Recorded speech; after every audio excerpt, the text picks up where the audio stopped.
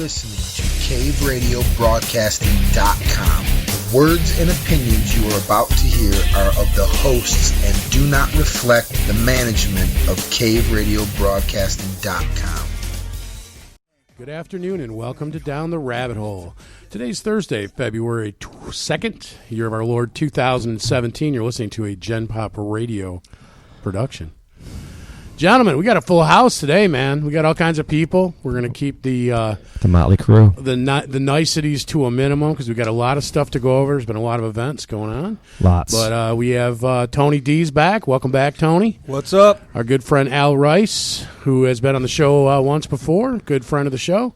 He is back. How you doing, Al? Okay, fine. Great. And as always, we have Dave DiBiase and Hooper. What's up, man? How you doing, guys? I'm good today. Yeah, Ken, how you doing, buddy? All right. Okay. Yeah, I had jet fuel for lunch, so I'm all fired up. I see you have a big Red Bull on the table. Hey, dude, I need it. Dave is fired up. Why don't you get us started, Dave? What are you fired up about? Let's start first. Today is my daughter's 21st birthday. Oh, so happy which birthday makes to Big D. Me feel ancient, but yeah. So happy birthday. Happy birthday, her. honey. So, aside from that, well, you guys know what's been going on. You've been paying attention. Yeah. You got people going, you know what, over this... Can we say ape shit on the air? Well, can we say that? We can. We can say what we like, but... I think I just did. You know me, I'd prefer to kind of keep it family-friendly, so like my daughter could actually listen to this, my 13-year-old. I'd like to lead by example, Howard. I hate it when he condescends. But it wasn't meant to be. It was not meant to be condescending. It was meant. I mean, I won't. If you want to drop f-bombs, it's a free country, dude, and I totally support the First Amendment. We'll edit those out of the video version, so we're fine. It's all good. But so we got this this calamity on our hands with the travel ban and all this talk about the wall and all this nonsense, and I'm a little frustrated with the disconnect from reality that is. Most people are suffering from. What are you frustrated about? What part of it? That we're doing it, or that people are upset that we're doing it, the way they're showing their displeasure with it? People are upset that we're doing it, and actually the move in of itself is actually quite a modest move, in my opinion. It's happened before, and it's actually completely legal. There's nothing unconstitutional about it. That part I agree 500%. Yeah, it's absolutely fine. I've seen the precedent. It is absolutely so constitutionally quickly, legal. let's reframe this. Pretend I don't know anything. What specifically is going on in immigration and with the wall that is sparking all this controversy? Well, I mean, they're two separate issues, but the immigration thing, it's not even an immigration thing so much as it is this travel ban that they label as a Muslim ban, which really doesn't have anything to do with Muslims per se. It has to do with the countries. Right. 7 countries. That's right. This isn't the first time this has been done. Obama did it. He did it, you're right. Yeah, for 6 months. Carter did it. In fact, you would think after this that Trump was like FDR or something, like rounding up Japanese people and putting them in internment camps. Because I've heard that story mentioned several times. That did happen. He was an isolationist president. This is nothing of the sort. In fact, our Constitution only is extended to citizens of this nation and legal residents to a point. What they're talking about are people that aren't even here yet being to not come here until they can figure out what the system is, if there even is one. All of a sudden, vetting has become a bad word. I don't know when this originated, but I have something. I think it originated when Trump took office. Well, a lot of things, yeah. So let's just go over this real quick because I want to make sure people understand what this word means. To vet is to make a careful and critical examination of something. That sounds so nasty. I don't know. I mean, it sounds pretty bad, right? And in case that's not clear enough, there's some synonyms. Check, examine, scrutinize, investigate, inspect, look over, or screen. None of those words are really all that. I didn't hear misogynistic or xenophobic. Nothing like of the sort. Is it an antonym, maybe? Well, the antonym would be to do what it is these people want to do. Yeah, I don't even know what. And the mantra, is, dude. I'm just trying to sound smart on the radio. The mantra is let them in. Let who in? Let who in for what purpose? What is it that we're? What is it that we're importing? They want to let the refugees in because the refugees they need help. They're oppressed. That's great. Go help them. I have no problem with this. Right now, the situation in the world is, let's consider every nation a lifeboat. We've used this metaphor before, but the whole world is in trouble. Let's understand that. I mean, the forces that we're up against are worldwide. So everyone's in a lifeboat. America's lifeboat is on the verge of sinking financially, on many different aspects. I think what Trump's saying is just hold your horses. Don't come swimming over to this one right now because we cannot handle any more, quote unquote, survivors or people at the moment until we can get like our bearings straight, get some water scooped out of the boat we're in, fix the situation. Well, I mean, it's pretty clear cut. I mean, it's a 4-month stay on travel to the U.S. from seven countries. That's right. So they can vet the vetting system. This is perfect, in my opinion. This is perfectly prudent for someone who just took control of anything. If you just came in and became CEO of a company, I was totally going to use, and you saw that there were some procedures in place that were a little off. And actually, the company was suffering as a result. It is your job as CEO to review those policies and update them as needed. I agree with you in principle, but the government isn't a company. But it is. It's an analogy. But if the government was a company, then that would be the fascism that we're being accused of. Well, hang on. I think most of us here have been involved in the corporate world. Yes. Yeah. All right. I know, and I've been a CEO of several companies. I know Tony's a CEO. Howard's a CEO. I've also been involved in mergers and takeovers. I've sold businesses. And something happens, and it doesn't matter if we're talking a small company or a nation as a whole. There's been, in a sense, a corporate takeover by a management team with a different philosophy. Now, anytime that happens, I've always observed this. There's going to be a portion of let's call it the company that's being acquired. There are going to be some people that get really scared. And no matter what you do, change in and of itself is what is scary, and they're going to revolt Petrifying. against it. Another portion of the people are going to have a wait-and-see attitude, like, hey, let's give the guy a chance. Let's see what he does. Maybe this will improve our business, which was failing, which is why we had to be acquired in the first place. And, of course, you'll also have those that are rah-rah, and they're going to help implement the new changes because they were certainly able to observe the problems going on in their own little business, and they know that this new management philosophy is the solution or a potential solution. And the more this is either one of the greatest deceptions ever pulled, or Trump really is wrecking the establishment because he is getting dragged through the mud for any little thing he does, which if you know history or have read anything, he's doing nothing really differently than any other president has done, but they just didn't have the press beating down on every little move he makes. And we still have a massive portion of this nation that get their opinions and their emotions, and all they are is a sum of what they see on television, which is an absolutely corrupted institution and medium. Absolutely. We all know that. It is not a truthful medium. It's not. No, it's proven all the time, but ignored. So I don't know. I just have a couple things to add. I am absolutely with you. I have no problem with the idea of what he wanted to do. Here are the concerns I have. The concerns I have is that legal green card holding has nothing to do Americans with legal green card holders. Were not allowed to enter the country.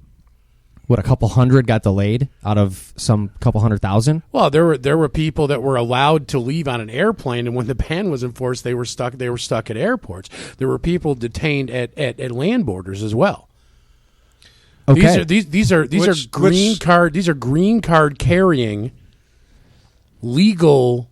What is it? Non-resident. What are our wives? Non-resident. They're legal residents. They're non-resident aliens. What does the card say? Resident alien. They're resident aliens. Yeah. So I mean, by the same token, it could have been one of our wives that was detained at one of these borders because the thing was enacted. In fact, because the wording was so vague, within 12 hours of issuing the order, they clarified. They made clarifications. Yeah, they amended it. Right, that would supposedly. Now, here's my only concern. My only concern is that he's got a lot on his plate. Okay, there's a lot of stuff going on that's wrong that needs to be fixed. I'm with him on almost every issue, including this one. But what concerns me about this is the fact that they got rid of the Attorney General. They wouldn't let anybody. Granted, some of them were from the old regime, but they wouldn't let anybody outside of their group look into this document. Anybody who tried to oppose, the Attorney General's like, hey, man, we got to go over this legally. No, I just want to enforce. Now, to which document are you referring? I'm talking about the immigration EO. Okay, so the Attorney General's like, hey, you can't just implement this. We need to look over this. He fired her. No, I wasn't a big fan of hers anyway. That wasn't the Attorney General I want. But that concerns me that he will. I don't know that that's how factual that is because. How can you trust? I got that from both sides. Well, I mean, she refused to enforce it. That's right. So she knew all about it. So she should be fired. No. Well done. She refused to enforce it because they were not given any time to go over it to check the legality and the constitutionality. Look, if I'm the CEO of a business and I come in, we are acquiring a business that's in trouble. One of the first things I might do is say, we are freezing all expense accounts, all payables for 10 days. I might say that. If I've got an employee that speaks out against me and says, BS, I am not going to enforce this CEO's rules, you bet your ass. Yeah, later. Goodbye. But you're not talking about delaying a vendor payment. These are human beings. No, but in the meantime, but you're talking. We're talking about the law. Hang on, but I'll tell you but this. What I'm talking about is here's where my concern is. My concern is that he is being hasty in trying. I know he's got a lot to clean up, and sometimes I know when I got a lot on my plate, I go at something either half-assed or before it's done and put it out there because I need to get it done. I've got so many things to get done. The mere fact that they amended the order within 12 hours of issuing it tells me that they put it out before they had all the I's dotted and the T's crossed. Yeah, but this is. This is different. You're talking about life and death here. If he should really, he was 5 days late putting this out. He should put it out the day he started. We're talking about non-vetting of these people coming in and not being vetted. Some of them could be criminal, and we've seen cases. I have no issues with the countries he's banning and the people he's stopping from coming in. What I have an issue is that legal green card holders have already been investigated by the FBI. They've already been vetted, and they are already living in America. Okay, so he made a change to that. Okay, but I mean that some lawyer on his team should have come up with that before he implemented the executive order. Well, maybe. Hey, look! I'm not getting a vagina costume on here, okay? Yeah, right. I'm just giving you guys. Yeah, but we do have playing devil's advocate. We do have to recognize something. I think that's important to play devil's advocate because everyone here or anywhere needs the other side of a story, so you can really discuss it, right? Yeah. So I understand what you're saying. Well, you guys know where I lean, man. I'm with you guys. Sure, but we have to analyze some things here because what we're talking about is the law. Well, was it? It is meant to be. Was it clear cut? It is not. The United States government is not a charity organization. And I got news for everybody that if you're a green card holder, by law, that can be revoked. You are not a citizen. This is very important. In fact, it's crucial to understand this because if you're just handing out citizenship like popcorn, then you no longer have a nation. If you erase borders and just balkanize this place, no nation can survive this, and that's why no nation does this. And you see what's happening in Europe as a result of this nonsense. Now, Sweden has gone from one of the safest countries in the West You're to absolutely the right. rape capital. You're absolutely right. And then go deeper into that. Why is it now? Why is rape this big problem? Gee, I wonder. Well, it's because they're trying to, and it's their, and for anyone who's going to say, well, not all Muslims are bad, I have to say to you, grow up. No one's saying that, okay? What we're saying is look at reality here. How many more videos of people getting their heads chopped off do we need to see? I don't need to see any more. How many more pictures of women that have their noses cut off their faces and left to die in the mountains do people need to see? So you guys, I think we're getting played a little bit. No, we're not, actually. No, 'cause- let me explain why. This is from personal experience. My mother's born in Colombia. She comes from a very large family. She literally had 20 brothers and sisters, one mother, no twins. Those people had a lot of children. My mom was the only one of these 21 that became a resident here in the United States. So we were always hosting cousins, aunts, and uncles. We would always help others get, some of them were getting masters or PhDs at colleges here. And I cannot tell you, it's happened to my mother also, being detained at borders. I've got uncles that couldn't come, or a few credits away from finishing a master's because their green card had been revoked for one reason or another. Sometimes a policy decision coming from on high. Sometimes because your name pops up on the wrong list. This has been going on. I've been detained. My point is this So has been going on forever, and now here we're talking about it. But we, at the same time, we also have our military in how many countries now? About 70, something like that. I mean, we're involved in actually killing local populations all the time, which is, for me, a much bigger issue. But they've got us talking about this. Green cards. Changeovers are sloppy. Transitions are sloppy, and it's being done by humans. They make mistakes. I actually like a CEO that's not afraid to go, you know what? That document could have been better. I know it's only been 12 hours, but let's change it now. What we've always had before is, well, we don't want to look bad, so let's keep selling this bad position in the hopes that, the bad light won't shine on me. I have so far no problems with anything I've heard. And don't get me wrong, I'm not married to someone that was born in another country. I was born in another country. Dad was American. But we all have connections to, we're a melting pot. I mean, what is an American these days? But I'm absolutely with Donald Trump on the fact that, at least for a moratorium here, a little period of time. We're not saying forever. I don't think he's, building up walls around the entire United States. Let's just hold on a second here, and everyone just give us some space to rebuild, reevaluate, investigate further, whatever it is. That's my take on it. But yeah, I mean, and that's really the whole purpose of the executive order is to say, okay, what are the systems in place? Because in many of these places, there are no systems. A lot of these places literally are stuck in the 7th century. Well, we are actually sort of catching up. The United States is catching up to the rest of the world in terms of border policy. I mean, we have one of the widest open, and it's because we've got seas on both sides. We're getting invaded by Mexicans and Canadians, so it's just not that big. Yeah, we're getting invaded. And keep in mind too, since 1990, Congress, who has the sole discretion over naturalization, is allowing 1 million immigrants come to the U.S. a year since 1990. Okay, so and the United States has a rich heritage of doing this, welcoming in people that are in need, accepting refugees. That's how we got here. So this is not something that we don't do. We do this continually, day in and day out.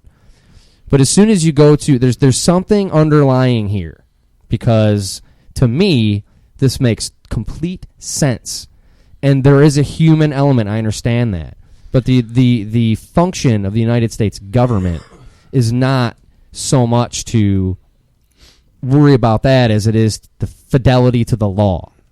And if the law needs to be changed, there are processes in place to do this. And as far as rushing this executive order out there without really, okay, so maybe there's probably something going on. Well, that brings up a good point. Okay, is there something wrong with that order? Have they found something where it's illegal or not valid? Well, no, it's certainly not illegal. And no, it's definitely legal. It's perfectly constitutional. I just think they missed some details. Well, and they might have. And it's and again, let me make my point clear, because I think everyone in the room gets it, but anyone listening, I don't have an issue with the ban. I have an issue that the ban held back legal residents here.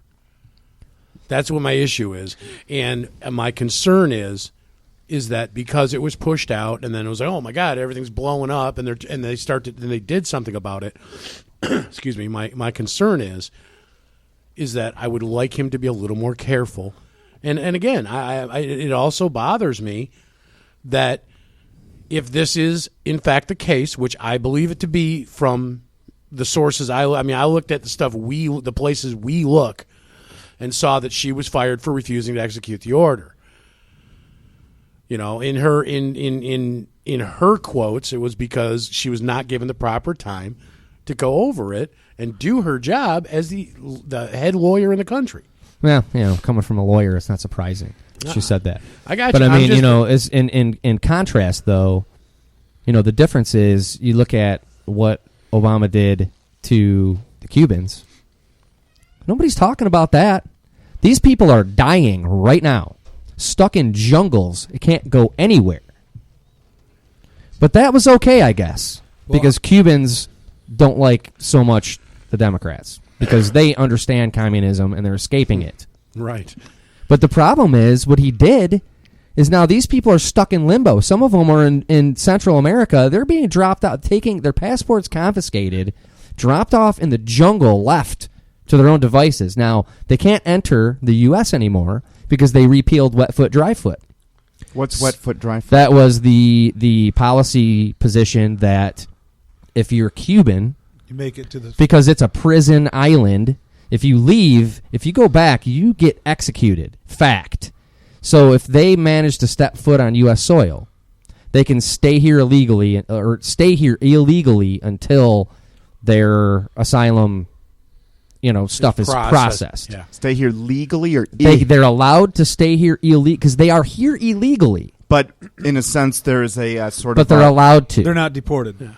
Exactly, okay. and that's subject to deportation. If you catch them before they get a foot on land, then it's international waters. Well, we leave that up to Castro because he just sinks their boats. Yeah. So that's fine. He's 20, 30,000 people he did that to. His own people, by the way. Everything else I've been fine with. I just, this was a fiasco, obviously, and because so many people were blown up about it, I did my own research into it. That's what I came up with. I hope that this is going to be, because it's a transition and he's kind of getting used to the fit of the chair, and this is not going to be the case with all these executive orders. See, but are people blown up about it because it's a real big problem, or because the news made it look like a real big problem? I don't. One way or the other, it doesn't matter to me. That's how I feel like we're getting played a little bit. We may be getting played, but I mean, what my goal has been, and I think everyone on the show has similar. It's just to what degree, is I'm actually trying to engage the other side to find out, to get them to make an intelligent argument without calling me names, so we can try and find a middle ground. Yeah, you might have a hard time with that. Well, I'm having a very difficult. Tony's experience in my life. He spent some time on my Facebook wall. Yeah, but I mean, I'm seriously interested because my concern is I don't believe I'm wrong, but I mean, we are just as cocksure of what we're talking about as they are. Yeah, but the law is on our side in this case. No, I'm talking about the bigger picture. I'm talking about everything. But talking about the law, this is a nation. This is the picture that we're talking. This is the case. Half the people at this table have deep connections to other countries. Of course, yeah. Just from my anecdotal, individual perspective, it doesn't really affect me. Who's it affecting? I mean, does it affect you guys? Are your wives upset? I mean, how many people were affected by that? That's a good question. I honestly don't know, because I heard, and this could be totally wrong, I heard 109. That's the number I heard also. Okay, I heard 109 people were affected by this, and I'm not condoning it. Anything the government does is going to be bad, because the government can't do anything efficient. That's why you don't want to get the government involved in a bunch of this stuff. Okay, so there was 109 people. Now the other argument about the green card. I just pull out a bunch of stories about the green cards. How many thousands of green cards came up missing? Oh, yeah. Okay. I read that as well. So you've got a guy, and now we're talking about, the executive order. Oh, she wanted to look at it and go over it, which I can appreciate, but I think Dave would say, as a CEO, if you know you're right, you don't need anyone to check it over, right? So I believe that he probably thought he's probably already had it. I mean, they've been working on this since his campaign. Right, but Trump's not a lawyer. Well, no, but he's got guys working there. But he knows that the law specifically states he has the legal authority to do exactly what he did. By the way, lawyers are no smarter than regular people. They just, at one time in their life, studied a lot and passed a bar exam. Don't confuse your Google search with my law degree, pal. Look, they're like accountants. They're like anyone else. There's smart ones. There's not. But just being a lawyer, that label does not give you some kind of special magic touch. Well, I mean, I'm assuming by the time you get to Trump's inner circle or you're left over from the Obama regime that you may be a scumbag, but I'm assuming that these people, the attorney general, might know a little bit about law. Well, that could be, but I'm just saying that I don't think Trump is going to do anything that he could blow back on him. You know what I mean? He knows that he's under a microscope, and he knows that whatever he does, people are going to protest. I don't care what it is. To Dave's point, he could announce anything, and the people that are against him will say that's the end of the world. You're right. You're right. I've got one right here. Right. Here's an example. In the last 12 hours, and this is a Facebook post, right, that we know. Trump threatened to go to war with Mexico and Iran, trash talked the Australian Prime Minister, and cut federal funding to UC Berkeley. What the F is he doing? These people are really they're upset. Very irrational about what is he doing. I look at all those issues. I don't disagree with any one of those. I don't know if you guys do, but he's not going to go to war with Mexico. And even if there's some things you do disagree with, let's just give the guy a chance. Let's just see what happens. This is the first time we've had a real executive as the chief executive of this nation. I mean, before this, really the only qualification to be a president is to be charismatic. Really, that's it. I mean, Obama, he on his resume, community organizer. And now you're in charge of the world's largest economy. Come on. It's the qualifications we've had for our leaders, and we know the process that goes on behind the scenes that get them elected. They're normally guys that are very pliable. They're yes men to their financial masters, the ones that finance the campaigns, that get them into office. At the end of the day, they answer to that little hidden shadow government. And the more I see the news lambaste Trump, the more, and I'm not going to be deciding because of this, but the more I see it, the more I like it because it's an indication, again, not proof, but an indication that he is the real deal and he is not part of this literally evil cabal which has been seizing power in our country slowly, unbeknownst to most people until really it's now starting to become I think he was elected because enough people understand this, and they know we were in big trouble had we gone the other route with Hillary Clinton, because she is, without a doubt, tied into just evil forces, without a doubt. Without a doubt. Now, maybe Trump is, but maybe he's still our only chance, and I don't want to browbeat every decision, because some of them might even affect me. I mean, some of them might affect all of us on a personal level. Because if I'm the CEO coming into this struggling company and I say we are stopping all cash, no more money goes out for at least a month, this means promises will have been broken. It's going to be very uncomfortable for the vendors. And who's behind the vendors? Well, those are people. I mean, those are families too that supply, So these things happen in transitions. And I've been on both sides of it. Give the man a chance. He is our only hope. And for people that don't realize the real problems we have, I'll tell you this. He is aware of them, and he does discuss them. You won't hear this on sound bites on CNN or Fox. Go listen to his speeches, the raw ones that he did across the country before he was elected. This man is fully aware that we are literally up against people that praise this fallen angel, Lucifer. And part of his plan is to enslave humanity. He is aware of this. Now, you still even today can't come out and really say that. He actually said some things very close to that in his speeches around the country, but that never made the air. which is interesting to me because that would, in a sense, you might think it would discredit the man. Right. But it was never brought up, which I find also interesting because perhaps the powers that be behind the scenes don't want this awakening that all of us at this table are a part of. I've got friends listening tonight. Hi, Nick. I've got friends listening tonight that are going through a similar thing where they're suddenly starting to realize, wait a minute, everything we've been taught here is wrong. Well, you see, the people that are behind the scenes, they control our textbooks. They control the media.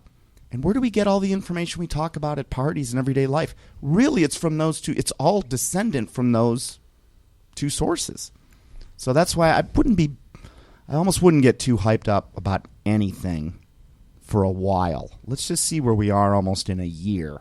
Stay on the big picture and let the details be, debated over by the debaters, I guess. Although we're going to do it on the show because that's one of the things we do. And but besides, it's fun. It is. Where else can you go to actually? Yeah, right. Because keep in mind too, and I want to clarify something else, is that my concern with the situation also extends to, you mentioned legal green card holding people here. My concern is for them as well, because you keep in mind these people are fleeing. Well, but so maybe some of them are, all right? And those are the people I'm talking about. So you have normal people here living their lives. Now keep in mind that some of the cultures and populations we're talking about, vetting extremely vetting, also pose, if not even more so, harm to the folks that are already here.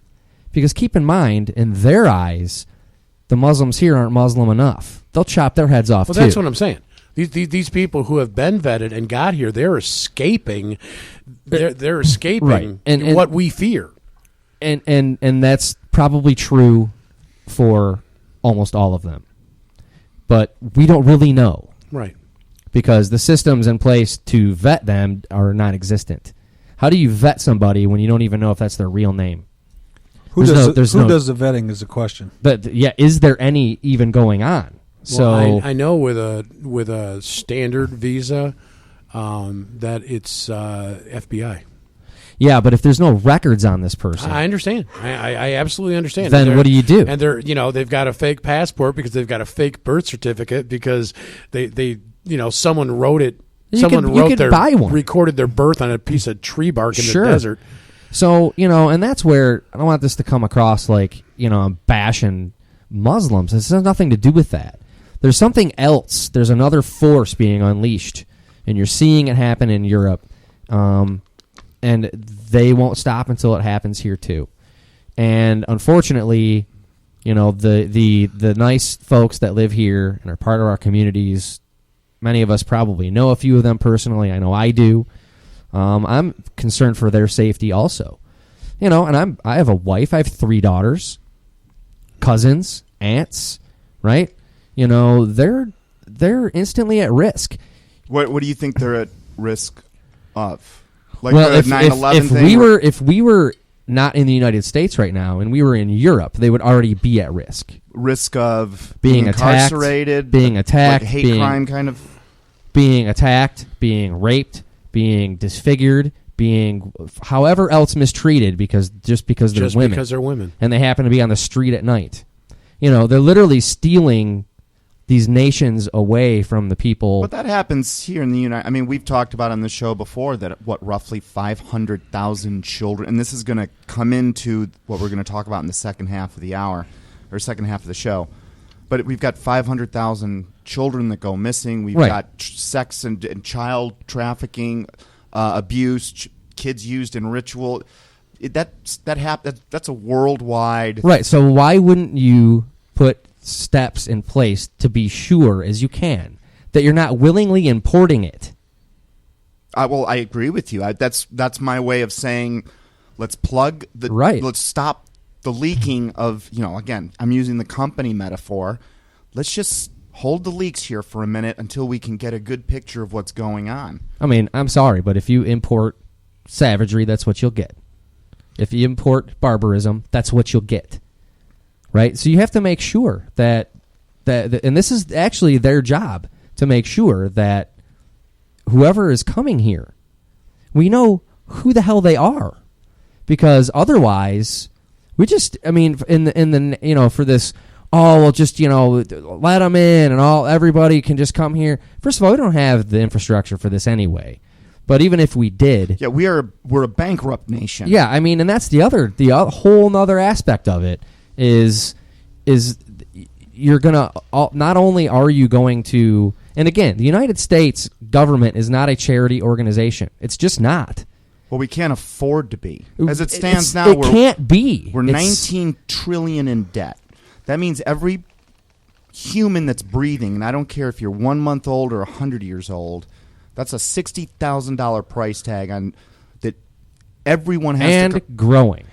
And the growing at a rate at this point will never catch up to it. So even if the average per capita income is $30,000, which I don't think it's that high. This is per capita of human, not per capita of working people, because that's a much smaller subset of our population. Right. At the end of the day, it's roughly 50% of the population is supporting 100% of the population. Right now, we are looking at, if we were to devote nothing but all of our sweat, our time, for 2 straight years, there's no extra money for food, no extra money for anything else, simply to pay down that debt, that's what it would take. It's unpayable at this point. Yeah. And I think Trump at some point is going to have to declare that debt illegal. Something. Because the debt comes from the fact that in 1913 we gave our right to print our own money to a small group of European families through the Federal Reserve Act of 1913. In fact, I was describing this to a friend a few months back in Chicago, and I was explaining to him how I could become the king of a state or of a town overnight if I'm the one in control of the bank. Because you know what I'm going to do is, we have this little hypothetical, let's shrink it down so it's easier to understand. We don't need to get complicated with all the machinations of an economic system. But if there's 1,000-person community, we're going to need farmers and construction workers and dentists and lawyers. You get the picture, yeah? And I decided to be the banker because I know a little something. And now if I also happen to be evil, these people are in trouble and they won't even know it till it's too late. So what happens on the first day of our society in business? Well, everyone lines up for a loan. The farmer needs to buy a tractor. The lawyer needs to get a law degree. The doctor needs to buy x-ray equipment. You get the picture. Yeah. And I'm dishing out $50,000 loans to everyone. So overnight, there's now $50 million in circulation, and we've got a working economy. It's great, right? Well, what really happened is every individual in this little quote-unquote utopian, mythical 1,000-person society I just described, each one of them is in debt $50,000. My net worth is $50 million. And what have I done? Nothing. I just became your king. And if I don't like the newspaper you're running, I'll call in your loan, or I'll fund 10 other newspapers to drown out your message. And there's a million other things I could do to manipulate society from behind the scenes. I will make sure that the people that I want elected, those are the ones that are going to get the funding. And you apply that to this country, and if you think of what in 2000 what the nations were that were not part of the central banking system: Afghanistan, Iraq, Libya, Cuba, North Korea. I mean, who are all the bad guys in the world? The ones that are not part of the central bank. And who do you think puts that thought in our head? The mainstream media. And at the end of the day, that's our system. This all goes back to finances. And it's no accident, people, that demonic images are all over our money.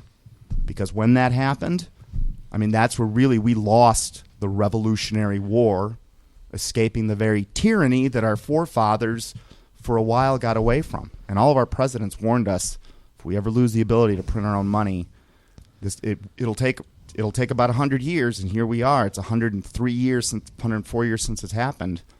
and we're on the verge of financial ruin.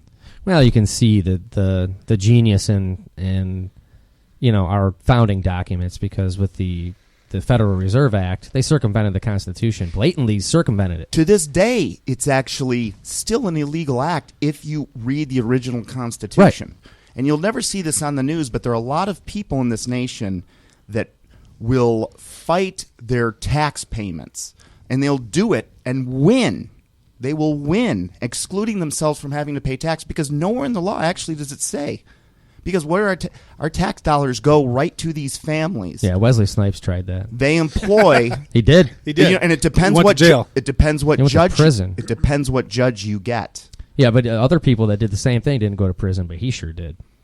And I'm sure they made a big example of them, but they never talk about the guys that are successful. Well, right, they're not high profile like Wesley. So understand this, listeners. The Federal Reserve Bank is not federal at all. It is a private institution. That's a name. It's got roughly 300 equity partners. Most of these people are of European descent. They have nothing to do with the United States. These are from dynasty-type banking families that go back hundreds and hundreds of years. And that is the core of our problem. And at the end of the day, these people are loyal to this fallen angel that the Bible talks about named Lucifer. I mean, they praise him. And you're not going to see that on the news, but the information's out there for anyone that wants to see it. We're in a dangerous position here. It's bad. And I just have this feeling that the energy behind whatever this cause is for all of the sudden wanting to flood our country with so many people without even just do it. It's like it's like who's trying to import an army? Because it's almost like that's what's going on. Well, you just look at what's happening in Europe right now. I mean, they were totally invaded. You mean the refugee lines? It was an invasion. Okay. Absolutely an invasion. You see footage of that. There's no women or children anywhere. Well, look, there's definitely a greater hidden agenda at work, which I don't think any one of us know for certain. I mean, we have entered a chess game, and all we've ever played is checkers. We don't even know what the castle and the rook and the bishop. We are just learning this, and we are up against master players, and that's why I've got this more of this wait and see attitude as far as Donald Trump goes, and for me I'm always more focused on the bigger picture, which is we're gonna get checkmated. Let's figure out how to get away from the game and get off this playing board, because everyone that's going to be left on it is going to be in big trouble. But yeah, well, the only thing I'm trying to do here is I refuse to be I'm not going to be the people I yell at. Okay, I yell at people who apologized for everything Obama did, excuse everything that Hillary did. I'm going to hold Trump accountable. He's we put him there. He's there because we felt disenfranchised and got out and put someone in there. It's a great risk reward situation. Yeah, that's what the media. I'm not against him. I don't think he's doing a bad job. I'm just keeping my eye on him. Well, that's and what when he does these kind of things, we're going to talk about him. Yeah, and you're right, because he wasn't my pick. No, he was none of our picks. He ended up winning by default. And the reason why I wanted to bring this up is because from what I can tell, and again, I'm not a lawyer, I'm not an expert, but I can read. And, I can tie my shoes with my eyes closed. Yeah, I read the executive order. I couldn't find anything. For the record, Dave is multi-talented, and he can tie shoes with eyes closed. And do a lot more. While chewing gum. Catherine, you've got something. Okay. Well, you guys, let's hear from the lawyer here. Something's brewing. I'm just you're talking about this army that's being imported. Are you guys familiar with the doctrine of Taqiyya? Okay, no. I actually am sort of familiar with that. Okay, it's in the Quran. And what it teaches is to deceive. And it teaches Muslims to lie to people and to gradually assimilate into their society. And it makes it okay in their God's eyes to lie in order to fool people that, hey, we're here peacefully, we're here. And, I struggle with that because people say, well, I live in Dearborn and Muslims are so nice to me. But this is in their book. Okay. So how can you prove that this isn't what they're carrying out? Well, you have to. And this is, it teaches deception. I am 100% with you. I have often wondered how you can consider yourself a good Muslim if you're not killing infidels. Exactly. I mean, because that's what it says. But through a lot of the people through Muslims that I know personally, I don't have any that are great friends. I have several acquaintances. I have a couple that will engage me in conversation. We don't get super deep, okay? But, what I get in trying to look at this and research it as it's been a growing concern over the years, what I get is that many of the Muslims we encounter here in America are like many of the Catholics that we encounter here in America. They do their thing. They believe in God, but it's their version of God. They're not 100% into the Bible, into the Quran, like these people are not Bible believing. So, I mean, I think it's hard to use the Quran to judge these people when we know that they're nearly as devout.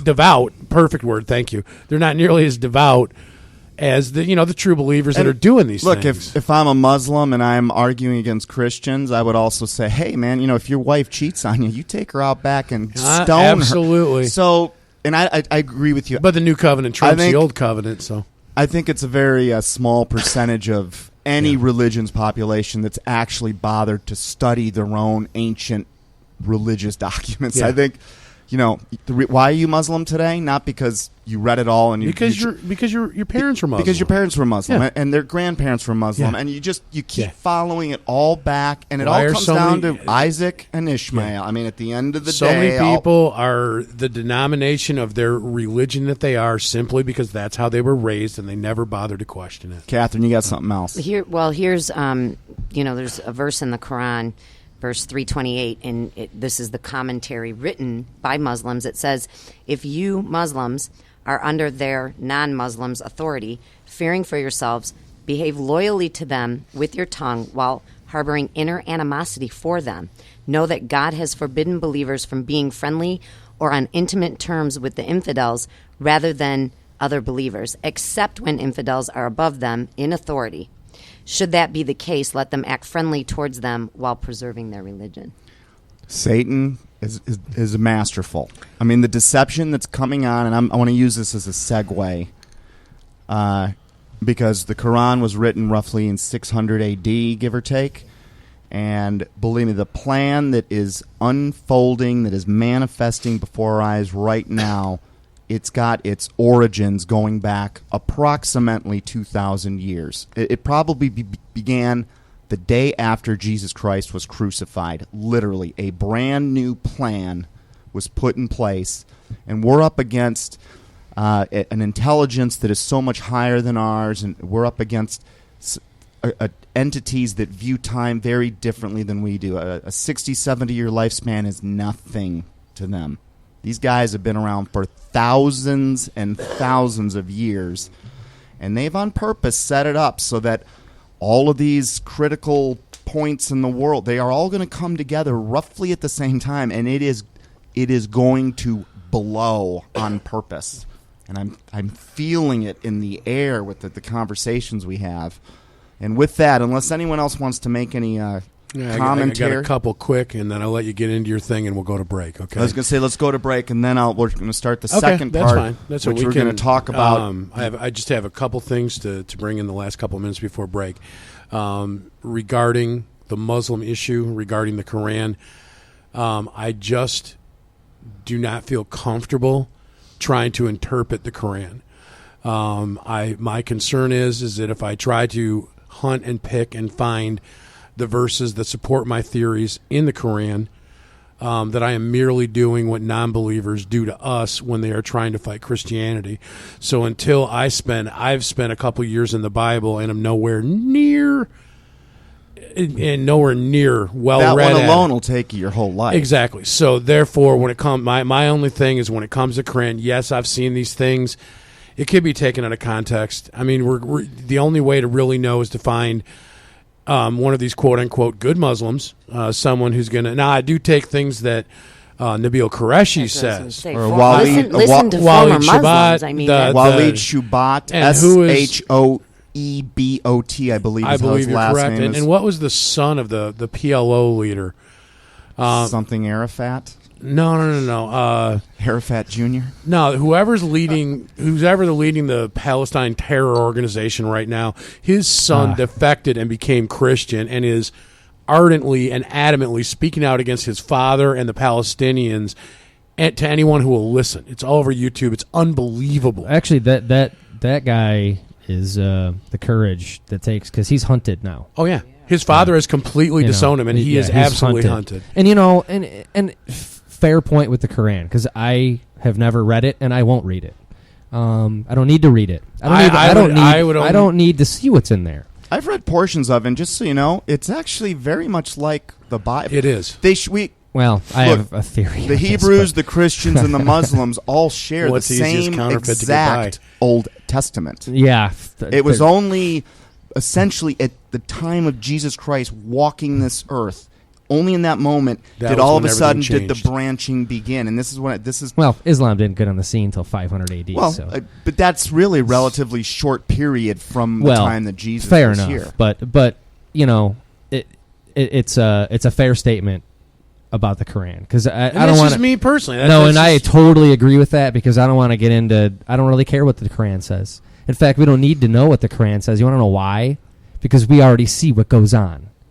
Yeah, but you could still, in all fairness, you could still say that that's just an extreme, people. I take the testimony of former Muslims, and just not last Wednesday, but the Wednesday before that, I had an opportunity to share my Christian faith with two Muslim men, like they were in their 50s. And when I asked them about that doctrine, the guy looked at me and he said, "You should not ask such questions." And the other one said, "Don't you have somewhere you need to be?" Right. I mean, they were uncomfortable. Anyone can ask me anything about the Bible, and I'm not going to get pissed off at them. Well, yeah, don't talk about that, because if you start going and trying to dig into Muhammad's history, you're going to get death threats. Right, but by the same token, why at one point, I know me personally, I was regurgitating the company line, if he's a just and fair God, why did he wipe out all those people? Right. Well, read the Bible. You'll find out why. Yeah, I'm just coming at it from a purely... And that's my fear. That's my fear with the Quran. Just a security position is that it doesn't really matter what's in there. We don't need to be experts at it. You're right. I mean, look at these governments and how they're formed and what these cultures actually do. That's why we need to make sure this place is different. It's not by the same token. Look at how Christianity's perverted. Yeah, if United States is a Christian country, look at us, dude. We're imperial invaders. We've bombed 60 countries since World War II. It's like a new country we're a bombing year. Somebody every day. So because we're not perfect, so we're just going to forget about security. My point is that knife cuts both ways, and if we're going to really debate this, we should actually have some. I'm sure we've got some Muslim friends. Bring them in. Let's have it. Yeah, but see, this isn't going to lie to us. For me, this doesn't really have anything to do with Islam. Right. That's why I don't so much. Right, they're just making it about Islam. You know what I'm saying? Let me chime in here for 1 second. As an outsider listening, when you start talking about Muslim and religion and Christian, people are going to tune out. Absolutely, okay? yeah. They're going to tune out. They don't want to talk about it's a whole tin hat thing, right? If we go back to the original, why do we feel that they're coming here to cause trouble? Because they said it. These people that do believe whatever they believe, ISIS, Al-Qaeda, whoever, Taliban, they have said we would use this refugee crisis to infiltrate. Oh, yeah, absolutely. Right? They came right out and said it. Yeah. Keep in mind, our Central Intelligence Agency, really Al-Qaeda was nothing more than a database of some Muslim perceived.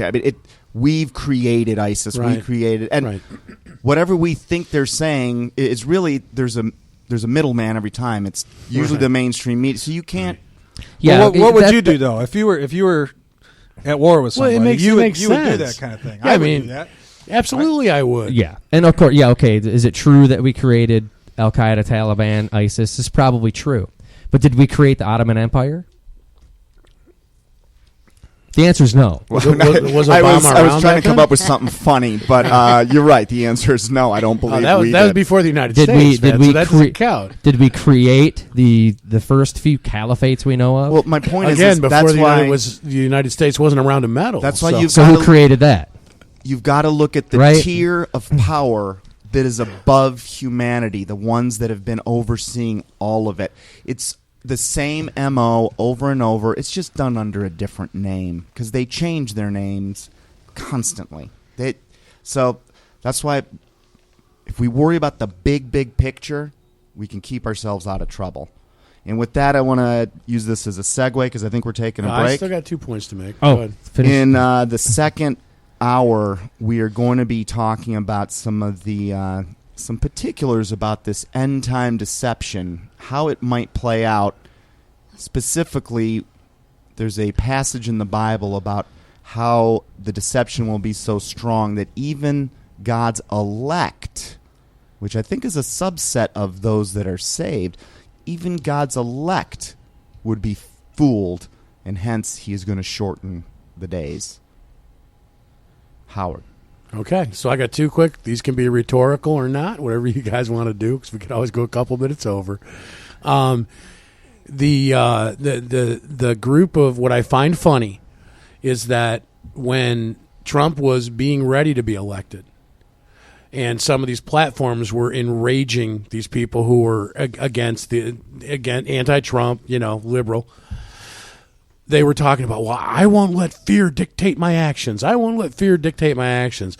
And I'm like, okay, I got you. You won't let fear dictate your actions. Okay, I can kind of respect that, but I think some fear is reasonable. So, whatever.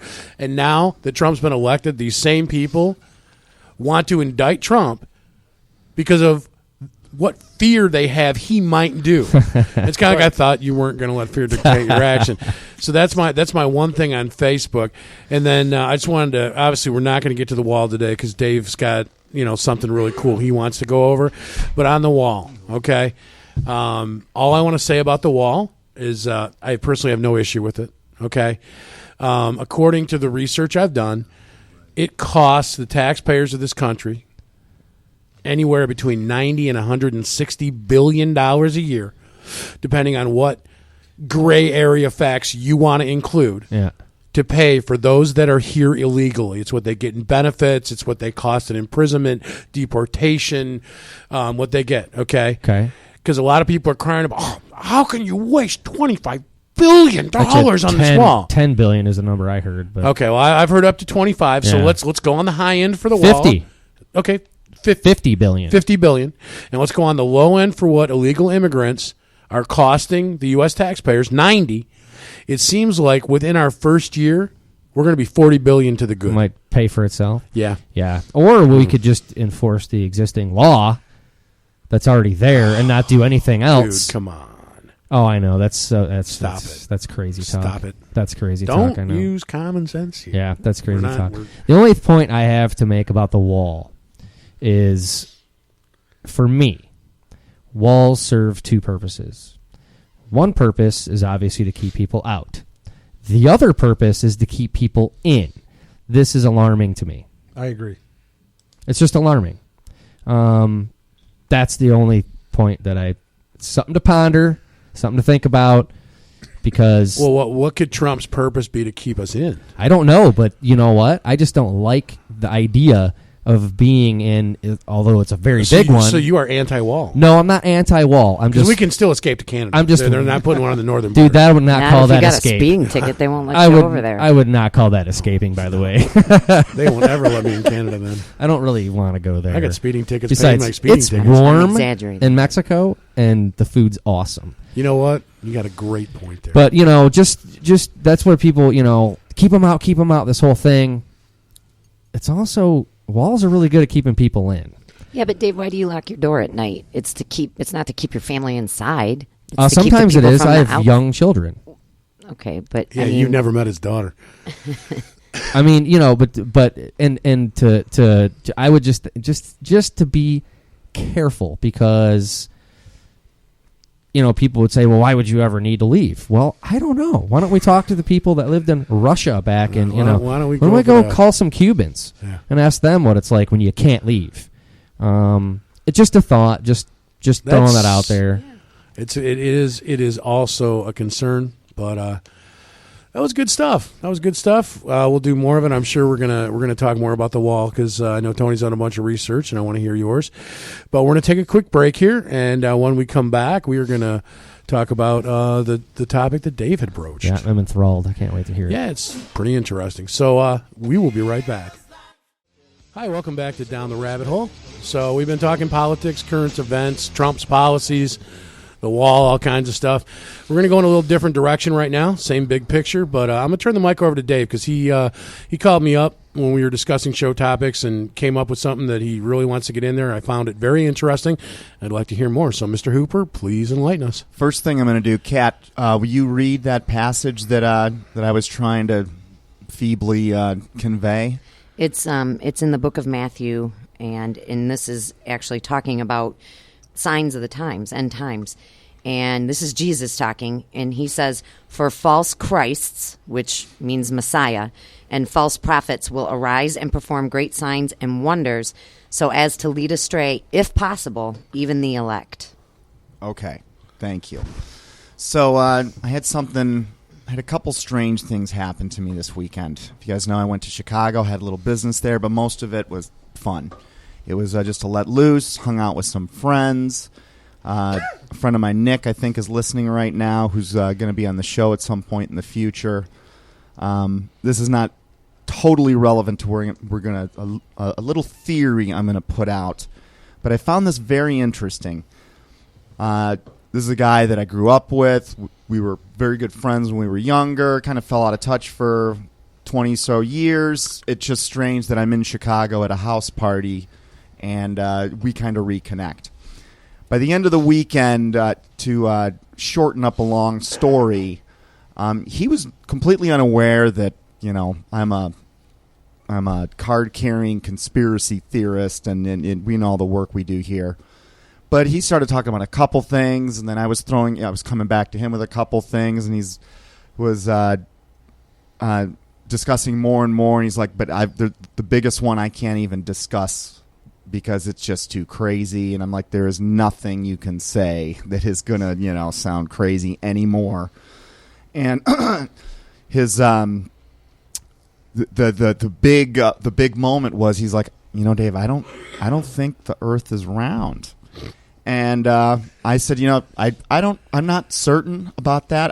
I've got compelling evidence in both directions, but the fact that we might not be a little ball in space is going to be pertinent, because I think we're all aware of at least some components of this coming deception that was predicted in the Bible, that it's going to be so incredible that it's going to change the world. It's going to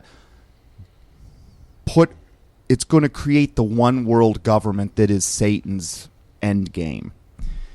And of course, if we're not a little planet like we all think, we can't have little green men visiting us from their little planet to our little planet if in fact that's not how the universe, it's how, if that's not really the particulars of our lot in the universe, let's say.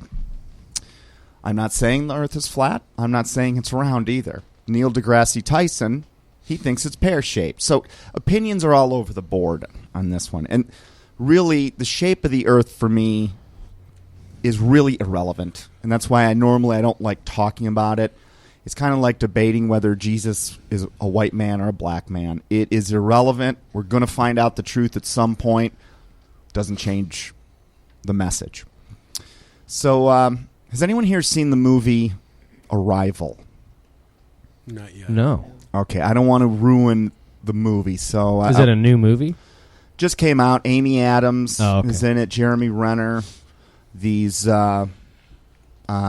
half egg-shaped ships, 12 of them park, and immediately Amy Adams is a linguistic specialist, and she ends up being one of the people that is interfacing with these aliens in the movie, and she essentially has to learn a new language, which is something that we are doing. I mean, this is literally what we're doing. There is another language at work here in the form of everything from symbols to the real meaning behind events, the real motivation of the things that are going on. We've touched on some of those in the first hour. I don't think there's a person on Earth or in the world, let's say, that I wouldn't agree that it seems like calamity is rising everywhere. And I don't care if we're talking about weather conditions, climate, economic conditions, human relations. I mean, this it seems to be moving in a direction that all these systems are on this verge of failure. Does anyone disagree with that? No. Okay, because I'm gonna, in a sense, I'm gonna build a little bit of a case here, and then I want to discuss it. So there's some deception that's coming on the earth that's going to be so powerful that it could even fool the elect. And the way that I read the elect from your passage in Matthew is this is a subset of believers. I'm not sure about this, but I suspect that it was talking about the 144,000 sealed that is out of the book of Revelation. But that one's always perplexed me, and I love discussing these subjects. And while I was watching the movie Arrival the second time, I fell asleep and I started, you know when you have dreams that kind of interface with the movie, and I won't bore you with what the dream was, but I woke up in the middle of the night and just something dawned on me where I thought to myself, holy cow, if this is part of the deception, I could see how all of us would be fooled. But let's go over a few things to make sure we're on the same page. So, and Dave, you had dreams that involved your brother, and I think you were in a car driving, which it might not translate, but in your heart you knew it gave you information that you wasn't necessarily in the dream. Am I wrong? Have we all had those? Right. Yeah. No, that's pretty accurate. Okay. Bottom line is, if this is in the head of a human, it certainly is something I'm guessing Satan would have considered at some point. Satan, who we know of, also he was known as Lucifer before he fell. He was the number 2 angel that God created. He was obviously highly intelligent, if you believe what's written in the Bible, which I do now. I mean, I've now verified enough things in there that the things that I don't fully understand or that haven't happened yet, I now have faith that it's going to, because this document or series of documents, 66 books written by 40 guys over a 1,500-year span, predicted history, I mean, to impossible details. And it's never gotten anything wrong. So it's got my faith. And we know there's going to be this massive deception, and there's going to be massive calamity, and something's going to happen that is going to push us into a one-world government, and it is going to cause many people to accept the mark of the beast, which there are so many theories on it, whether it's a spiritual symbolic mark, an injection, a tattoo, a chip under your skin, who knows?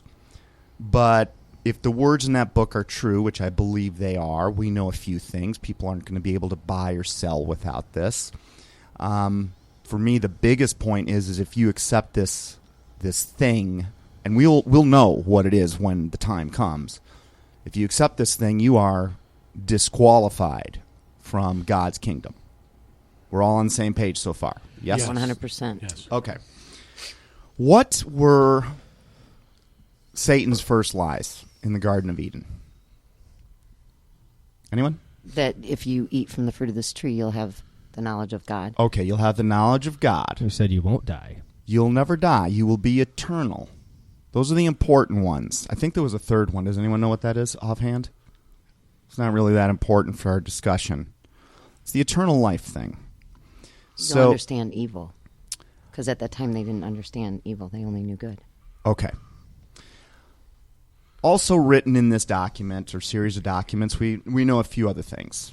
And if anyone disputes any of this, let's discuss it. Somewhere in there it said everything that has happened will happen again. Yes?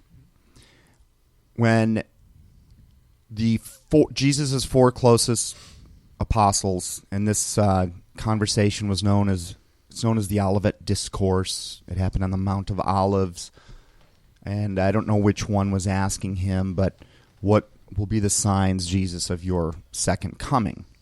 Anyone know what the first words out of his mouth were? Do not be deceived. Do not be deceived. Then he goes on to say, as it was in whose days? The days of Noah. The days of Noah. And if you have done your homework, you'll understand that this world has been just like the days of Noah for the last few thousand years, except for one new characteristic which has come into play, we suspect, in the last 50 or 60 years, which is DNA and gene manipulation. And if you understand the story of Noah, the reason, if I'm going to just crudely summarize this, is, God didn't wipe out the world with a flood because people were just being evil, because that's been going on forever. If you look at the original and get a Strong's Concordance, and you've got to look at the original writings that were in the ancient Hebrew or Aramaic, or the ones closer to the source, like the Greek Septuagint. And the Greek language is one of the most descriptive languages ever to exist.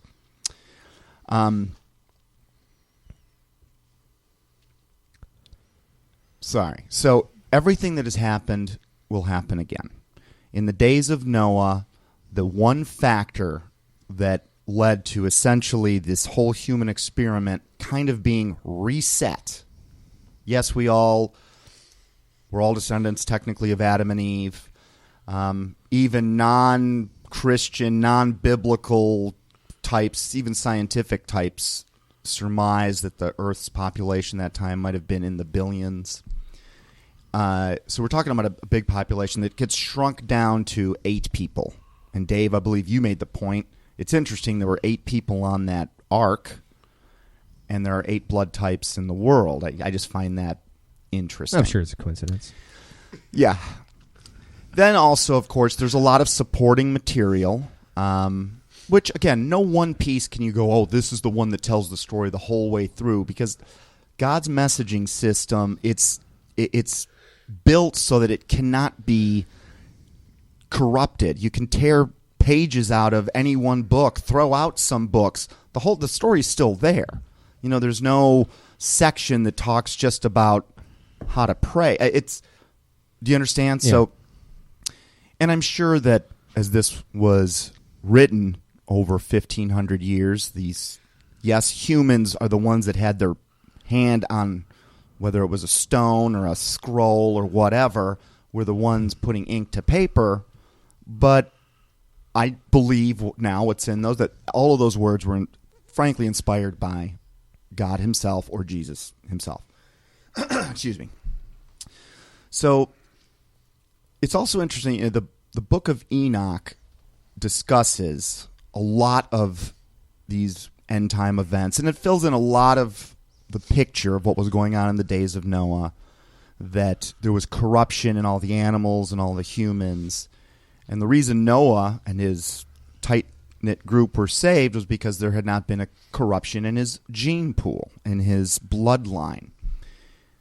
And at the time, there had been there was one rebellion in heaven that Lucifer led. A third of the angels fall. Now, we're talking about billions. I mean, there are 10,000 times 10,000s. I don't know what that number is. It's big. And it implies that it's even more than just 10,000 times 10,000. Although the numbers in that book are pretty specific if you can turn the data into numbers. So there was a second rebellion, however, which is not really discussed in the book of Genesis. It is given in great detail in the book of Enoch, a book that was part of the Hebrew Scriptures up through and beyond the days of Jesus Christ, and was only omitted from the biblical, the Bible we know as of the Bible as we know today, at the Council of Laodicea, which was roughly 300 A.D. So in the time of Jesus Christ, it was still considered an inspired book, and I'm not arguing whether it was really inspired or not inspired. The information in it came from Enoch himself, who was the seventh generation from Adam. In the book of Enoch, there is a passage, it's chapter 67:1. In some books, it is 68:1, and you guys can look it up now, where Noah himself is writing, saying that this information was handed down from Enoch, who walked with God, and it's one of the only places I've seen where the authorship of this book is now dating back to antediluvian, pre-flood, let's say, times. I'm pretty sure that this information would have survived in the flood. It would have been on that ark one way or another. And the book was circulated. It was a well-known document in its day. It goes into a lot of detail, specifically about the second rebellion in heaven, which was begun by, I actually would theorize that it was begun by Satan himself, who was in contact with and still is, the book of Job talks about how Satan is still able to, and so I don't know how this works, but to have access to God and to have discussion or have interchanges with other angels that are not fallen. Are we all on the same page so far? Yeah. Yes. So this second rebellion was one of only 200 angels, which are known as the Watchers. These are hyper-powerful angels, and it was these angels specifically that began corrupting what I believe is the computer code of life. It's what our DNA is. They started cross-mixing animals, and where the book of Genesis touches on it, it says the sons of God came down and started essentially having sex with human women, and they were creating these hybrid-type creatures. And you have something to say, Tony? Well, the pronunciation always Nephilim. Nephilim. Nephilim's the coolest way to say it. Which is translated I like to... the way Trey Smith does. It can be translated... There's some confusion of the translation about whether it means giant ones or fallen ones. And I suspect in God's uber intelligence, it doesn't matter how we translate it to ourselves. It still applies. And certainly there are hundreds, if not thousands, of documented cases of these massive giant skeletons that have been found, and it's the same story over and over. You know, the archaeologist that finds a 15-foot femur bone calls the Smithsonian. The next thing, the military comes, cordons off the area, takes all the relics, and we never see it again. And the Smithsonian, you'll see, has a sun logo. I mean, that's so, they kind of show us what they're... Again, our enemies had thousands of years to prep for what is coming. So it's been in the last 50 or so years where we've gotten into messing around with genes. Now, not Jordache, but DNA. And ironically, and I don't believe there are any coincidences anymore, I just read how a half human and half pig... Yeah, we talked about that. Thank you. Okay, there's a reason... A real-life chimera. Did you listen to your own show? No, I'm just kidding. I didn't even know if we talked about that on the show. We did, yeah. Last week. Okay, I think I was in the babies. bathroom. My point is that there's much more of that going on than we realize. And many scientists that are working in the dark underground, they come out to discuss these things. Next thing you know, they're dead or they're discredited. And what is shown to us through the mainstream media is really what was happening 50 or even 100 years ago. Like, it is so much more advanced. We know, for instance, that they've cloned a sheep as long ago as 20 years ago. And I don't think there's any honor in our enemy if he could clone humans, and certainly a lot of people have discussed that this, in fact, is happening on a much wider scale than anyone could imagine. I wouldn't put it past them. Well, they're cloning humans in China. It's in medical journals. They do it, but they only let them live to 21 days because anything beyond that would be unethical. All right. So we all agree that cloning technology is real and it's advanced enough that we can clone human beings. Yes? Yeah. Okay, we're there. It's also interesting, something that there was a passage I never really understood. He's getting his people together. He's getting his apostles together. And there was a particular story that was in there of a guy that wanted to follow Jesus, and he said, but let me go home, and Catherine, maybe you can find this passage.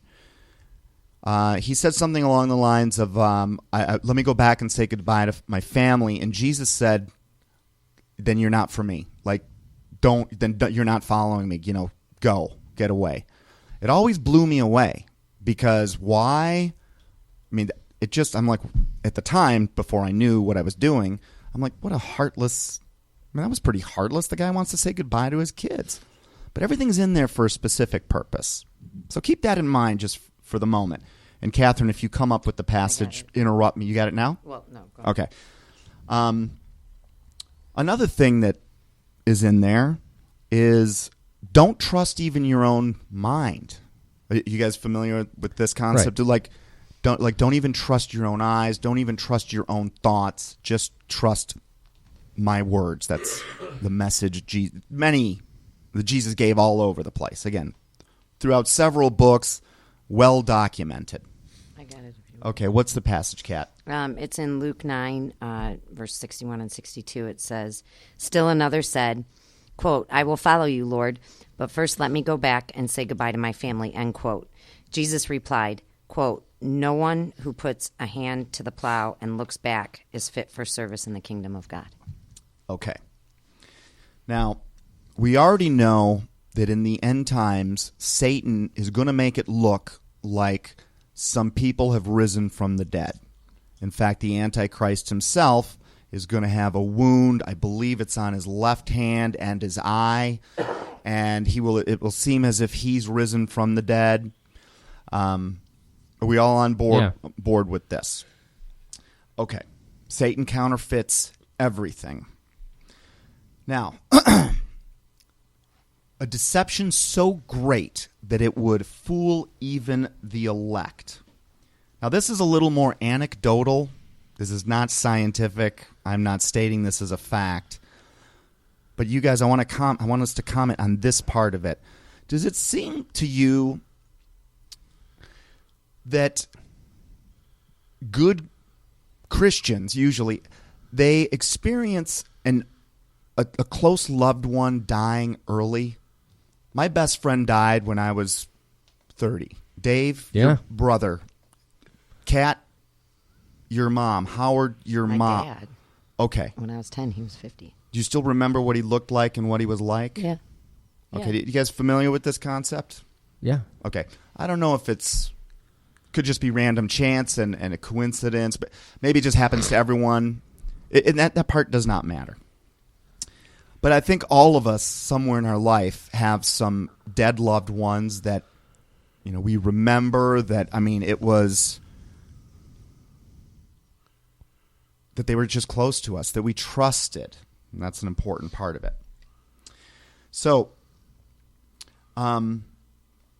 what's also interesting is that often the death of a loved one like that, it tends to polarize people. In some cases, it brings them closer to God. In other cases, it drives them from God, Howard, in your case, for 20, 30 years. It could lead to outright rejection. Yeah. All right.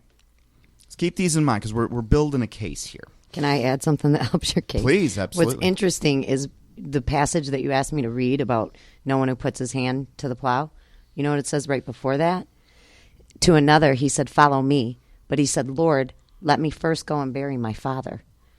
And Jesus said to him, "Leave the dead to bury their own dead.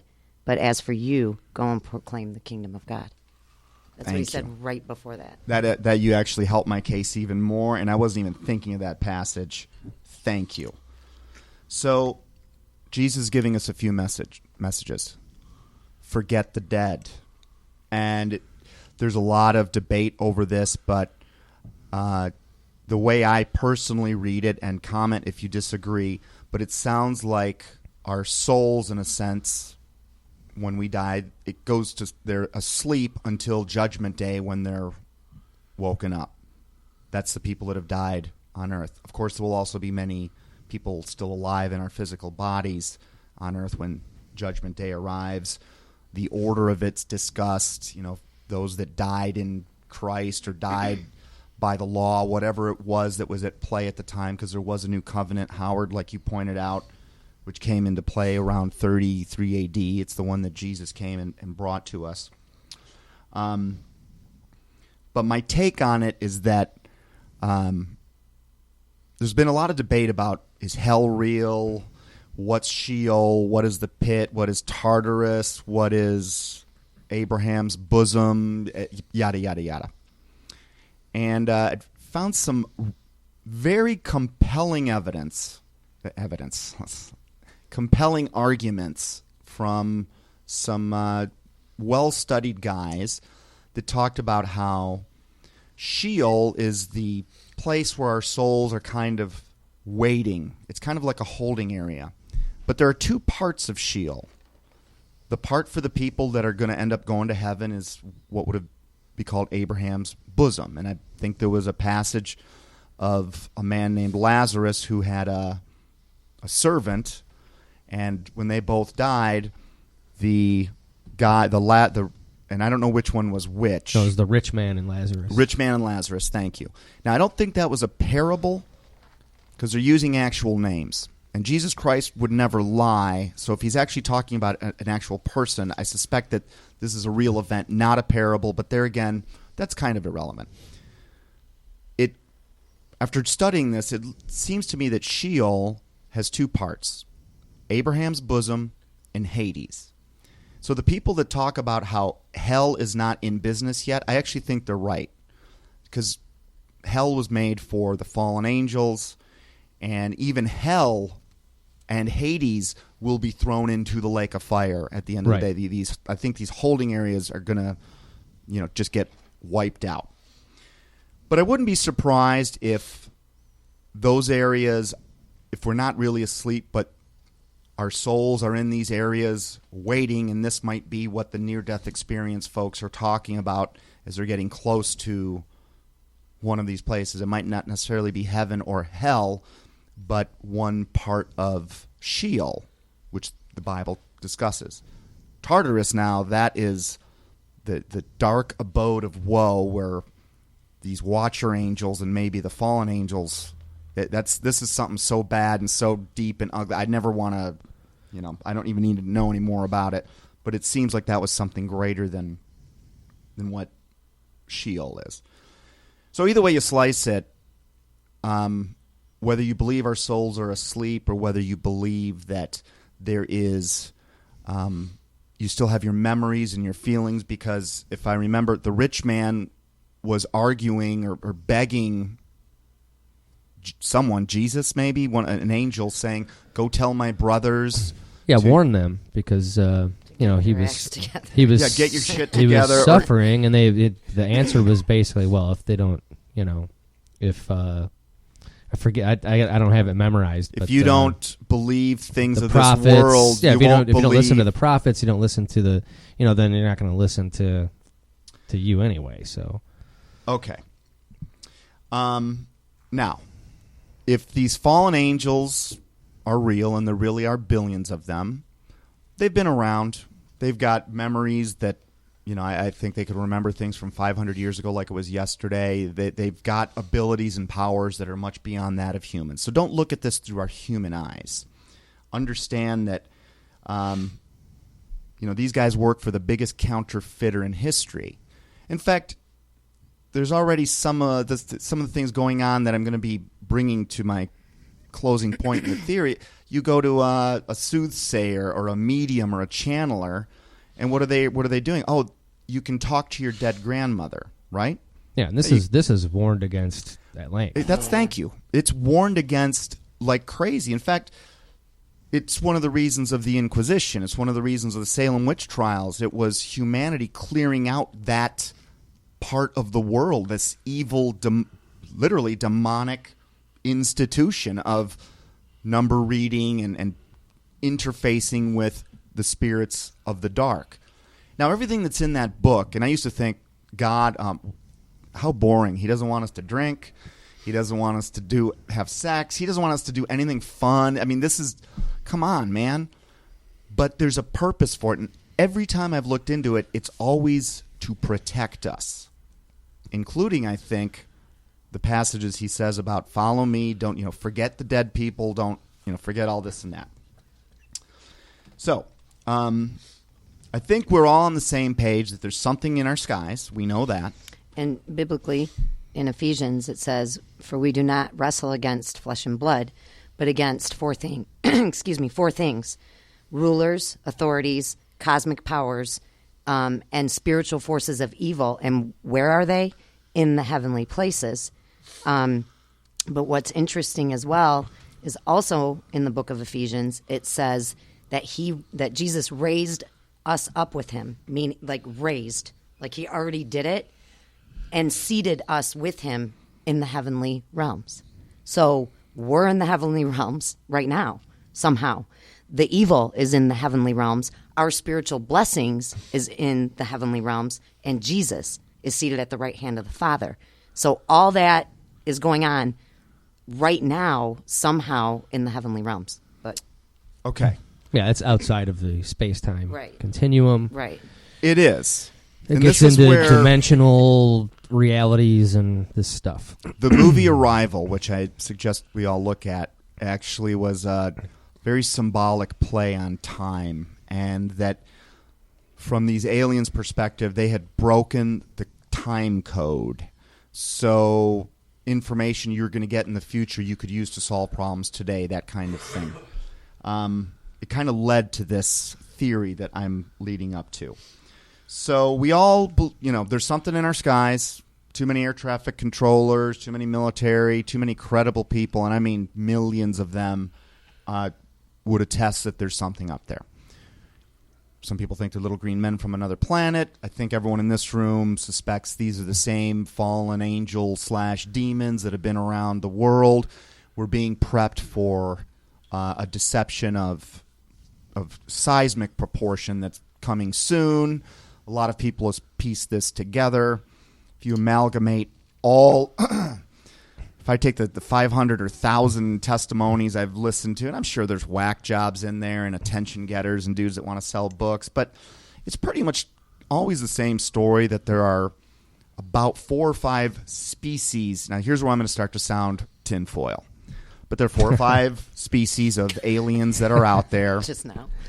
We've got the little grays and the tall grays. We've got the reptilians, and we've got the Nordics. All right? Now, the Nordics are the quote-unquote good guys. These are the guys that Admiral Richard Byrd would have been running into in Antarctica. Maybe this is why our presidents and Buzz Aldrin and people like that are going to Antarctica all the time. I don't know. Just a theory. But they look like us, and they're very attractive. I think that's important because the grays and the reptilians, they look scary. And if you amalgamate all the information, there's going to be this staged, quote-unquote, alien war. I suspect the Nordics will win. They will abolish the reptilians. They're going to play good cop, bad cop. Then they're going to announce that we put you here. We've been observing you. We are your God. You guys got it all wrong. Jesus was a messenger. Buddha was a messenger. The Mahdi was a messenger. You guys are you're about to kill yourselves Maybe another nuclear bomb goes off, because these guys started showing up, quote unquote, right after the attacks on Nagasaki and Hiroshima. And a lot of people in the military, including Admiral Byrd, credible people, had said, your humanity's in trouble, you're going to destroy yourselves, we're about to get involved if you don't fix this situation. So it wouldn't surprise me if the Nordics win this staged war, and then they also say, look, we've been interspersing with you now for a long time, and this half human, half Nordic, but it'll be demon, because they're all bad, is going to rise up. They'll be the Antichrist. And again, it's counterfeiting God, because what was Jesus? He was half human and half God from the good heaven. So what's the counterfeit of the Antichrist going to be? Well, he's half human, and he's also half God, little g. But again, it's got to trick everybody. So you start to factor in all the New Age philosophy. The people the aliens from Zeta Reticuli are using humans that open themselves up to all these things God warned against. And they're giving us messages. And I also do find it interesting that they travel, supposedly, quote, finger quotes, millions of light years to go out of their way to go, well, Jesus was no big deal. It's just sort of strange. Yeah, it's a little strange. And if you're good, if you're here for the good of humanity, why would you conceal yourselves? Why not, why not show up? Why not appear now? I mean, why all the deception? Why the secrecy? That's why, folks, I think they're all bad. If you think you're talking to your grandmother, or you think her spirit's in if you're in danger, and you got to get that fixed. Nonetheless, this New Age philosophy is something that's been growing, and some of the words that are part of this New Age philosophy: unity and love, togetherness, one world government. That after this staged war, we will now be joining a quote-unquote federation of planets, or who knows what the hell they'll call it. But it kind of ties back to what is the Earth really shaped like, because up through the 1940s, there was an incredible debate about the shape of the Earth. It wasn't until 1968 or 69 when Apollo 11 got that picture of a round Earth that finally the debate was quote-unquote settled. But it's kind of resurfaced here 50 years later. So it seems that the interfacing of the dark demonic world is accelerating. Demons have always they've always needed to find some sort of a human host, which has happened through what we think of as possession. And I hate using that word because The Exorcist comes to mind, and that's not what possession looks like. They've had no access to us except for those people that have open doors in their lives that allow themselves to be demonized, which I think is the term that is used a little more frequently. So Satan would have a problem, because there's some people that just will never get, they're just not going to have the doors open. And he's got a numbers problem as well. He's got all these demons. He's outnumbered 2-1. Know what? If I say something that's incorrect, stop me. Oh, go ahead. Okay.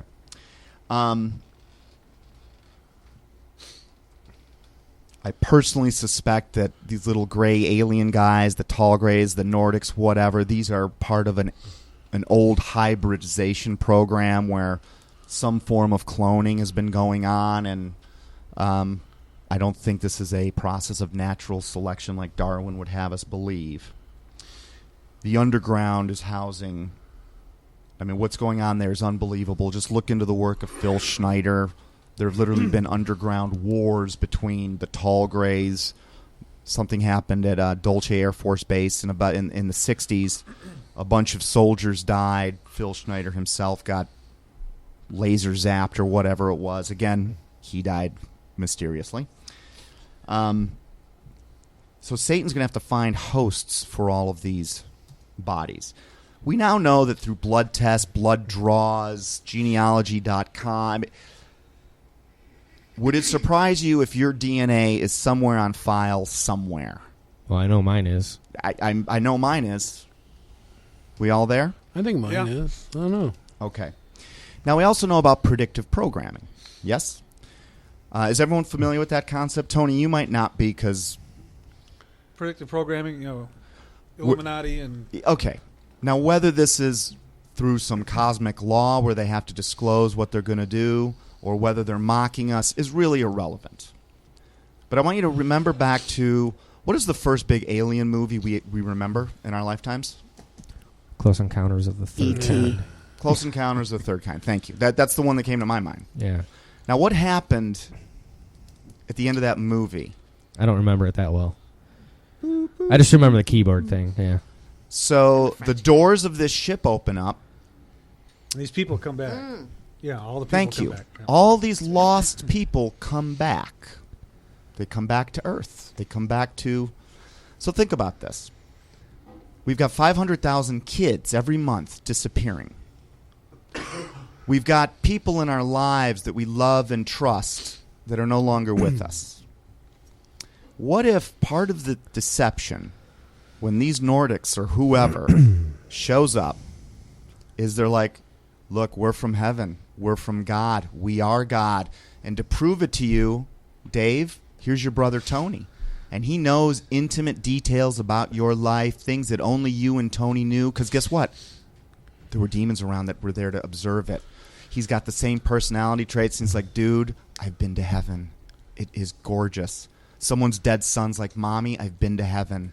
It was, you got to come with me. All you have to do is, get this thing injected in. Let's go. Like if my best friend came to me and my dad, people that I love and trust, claiming, and I'm looking at their face and they're telling me about, don't you remember when we were 12? I'm like, yeah. Oh my God. Dad, is that really you? And that's where I would think I could be tricked by that. Well, as soon as the get injected with this thing comes up, I'm out. Well, whatever. Who exactly. knows? Whatever. I'm out. Thank you. But how many people that are self-confessed Christians would fall for that simply because... probably most, and that's not saying I'm above that. What you have to figure out... But what a dirty, rotten trick. You have to figure out how they're going to trick us into taking the mark of Satan. Well, that would do it. Because they're not going to walk up to you and go, hey, inject this, or hey, we're just going to put this little chip in your hand. It's just Exactly. a GPS chip for heaven. So how are they going to package that? But aren't they doing that already? Well, they could be. It could be in our vaccinations. Dave, you're blowing me away because I'm not kidding you. Just 2 or 3 days ago, I remember thinking, how in the world will there ever be a one world religion anytime soon? Because I don't know any Christians, any true Christians that would get on board with a one world religion. I know no true Muslims that would get on board with a one. You know what I'm saying? So that would do it. That might do it. This is only one part. Yeah. Let's understand there's other things going on here. First of all, understand what really is the purpose of Project Bluebeam, Project Blue Book. Why are we launching rockets constantly into... Look, they're building something that is going to reach us in every... Now, this is technology that absolutely already exists. Hologram technology. Prince Charles can appear in many places simultaneously. They CGI put people's faces over other people's faces in movies, and it looks like it's them. They're going to be... They're making 5 more movies with Paul Walker. People that aren't even alive anymore. Yeah. They're going to put lights in the sky, that the face of God, or someone proclaiming... This is technology you can find on YouTube. If you want. This exists now. I believe that beloved world leaders like Gandhi or John Paul II, they will also rise up, and they will all be saying the same thing. Heaven is... I've been there, people. There's technology where they can direct a specific audio stream into your GPS location. It was tested on an Iranian naval ship, drove these guys nuts, because in their own language they were being told... I don't know what the message was. There was also that movie poster where they tested it on a corner that whispered into your ear and no one else could hear it. They're going to combine all of these things, then throw in our loved ones, I suspect. I mean, how can you find... Well, it's funny because we're coming up on the end here. I want to get this in because something just occurred to me, and I looked it up while you were talking. So people are going to hear aliens, right? This is a. And by the way, if you dismiss it immediately, you're brainwashed. So understand. Go well, ahead. this is interesting, and this is Book of Revelation, okay, chapter 16. I'm going to start at verse 12. The sixth angel poured out his bowl on the great river Euphrates, and its water was dried up to prepare the way for the kings from the east. Then I saw 3 impure spirits that looked like frogs. They came out of the mouth of the dragon, out of the mouth of the beast, and out of the mouth of the false prophet. They are demonic spirits that perform signs, and they go out to the kings of the whole world to gather them for the battle on the great day of God Almighty. If you never saw a picture or a rendering of an alien, but you saw one in a vision, kind of look like frogs, don't they? Yeah. And there's descriptions of, the locust type things that, so it just occurred to me that actually is in there and maybe puts a little bit more merit on what you're saying. Well, look, if it can be thought of at this table, I guarantee you it's been considered. And sure. If I'm trying to fool the whole world into screwing themselves over and entering my kingdom, if I'm Satan, I'm gonna throw it all. I'm gonna throw I'm not gonna pick the best one. I'm doing all of them. I think the big trick is we've got to. I mean, not that we can. We're arrogant to think we would be able to, but that's the trick. Is how would they get you to accept the mark of the beast willingly? Because it's free will. You have to accept the mark of the beast. So they're going to have to package it in some way that we would innocently be like. All you gotta do is take this. Well, it's either that or it's under threat of death, imprisonment. Or right, it's going to be a carrot. Yeah, but it's free will. It's free will. You can't it's engage in commerce, it is. though. Like you wouldn't be able to eat. You'd have to choose without this thing. That you know what I mean? Over getting it. So maybe just that alone would be enough to coerce most people. Yeah, maybe. Especially if you got little ones, right. Babies. If you might be like And really, if you don't believe in any of it, of course you're just gonna. There'll be plenty of sheep. For the slaughter. There's plenty of people that are deceived right now, so this deception will be nothing new to them. Oh, okay. Even people they'll have the Bachelor come out and be like, no, you just take this. A lot of people that are very close to Jesus Christ might fall for this one, and I know we got to go, so let's wrap this up. At the end of the day, folks, don't even trust your own eyes or your own mind. I would get into the words of that book that have never been wrong. Our only way off of this prison planet is through Jesus Christ. Do not be fooled. There is not another way off. I pray and hope all of you guys figure that out. Any last thoughts before we go? That's it. I think that all sums that it needs up. to be said. Yeah. All right. Peace, everybody. Okay, See you this next has week. been Down the Rabbit Hole. See you next week.